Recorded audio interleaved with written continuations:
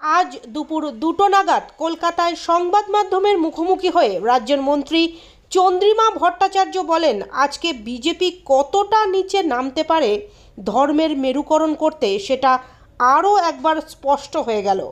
ভারতীয় জনতা পার্টির যে মানসিকতা সেটা অত্যন্ত ন্যক্কারজনক।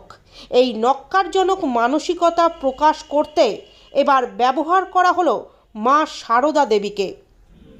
আজকে বিজেপি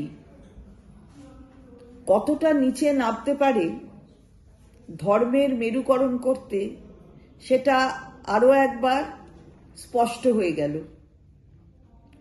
আমাদের হিন্দু, মুসলমান কিংবা অন্যান্য যে কোনো সম্প্রদায় অথবা ধর্মে বিশ্বাসী মানুষের ভাই বোনের প্রতি তাদের যে মানসিকতা, অর্থাৎ ভারতীয় জনতা পার্টির যে মানসিকতা, সেটা অত্যন্ত ন্যক্কারজনক।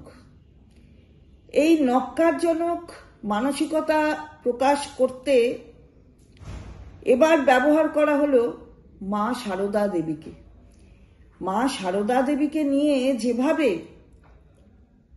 প্রকাশ্যে তারা একটি টুইট করেছেন তা আমাদের অবাক করে দিয়েছে।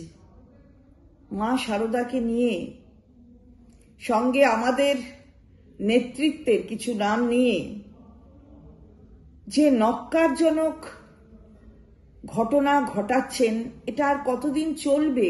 ভারতীয় জনতা পার্টি একটু ভদ্র হতে শিখতে হবে তো, এবং নিজেদের স্বার্থ চরিতার্থ করতে এবারে মা সারদাকেও ছাড়বেন না, কাউকেই ছাড়বেন না। শুধু নিজেরাই এই ধরনের আচরণ করে যাবেন। বাংলার মাটিতে এ আচরণ চলে না।